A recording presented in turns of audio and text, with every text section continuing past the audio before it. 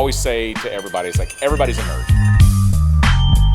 You may be a car nerd, you may be a mechanical nerd or an engineering nerd, but you're a nerd of some sort. Something you like, you're really into. It's kind of baked into who we are as people. Cooking nerds. I mean, there's people they're foodies that'll sit there and travel across the country to go to some restaurant that they heard good things about. Comic Con is kind of a celebration of nerd culture. You know, fandoms, geekhood, anime, comics, gaming. It used to just be more focused on comics. Now it's kind of broadened out into anything that is outside the norm culture. It's one of my favorite places in the whole world. I love Comic Con. Anything you're a fan of, you can be a geek for. Your relationship with the thing that you grew up with is yours, and no one can take that away from you. I grew up as a nerd in the comic culture, and I liked things like that. I started selling as a teenager. I had a collection that I had built up and would sell. Got out of it because I grew up, became a businessman. I'm really the quintessential Comic-Con goer. A lot of the cycle is people grow up, they're into the comics or into anime or into gaming or something. I remember going to the theater and seeing Empire Strikes Back when I was knee-high to a grasshopper. Then they age out and become more upstanding members of society and have families. And then they go, hey, I've got extra money. What did I used to like?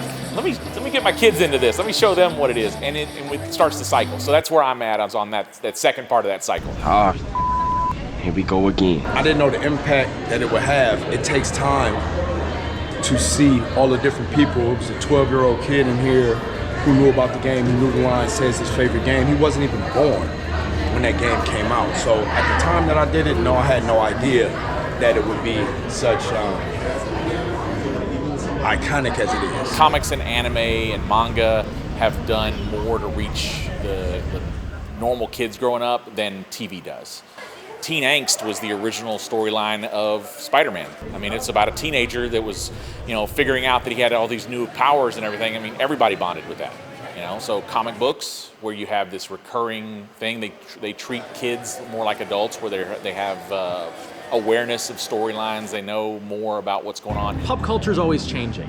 You're never comfortable in pop culture. Like it's superheroes now, but it was pirates before, and before that, and then like sometimes it's cyclical. Like we get Godzilla, and he comes back, and then goes away.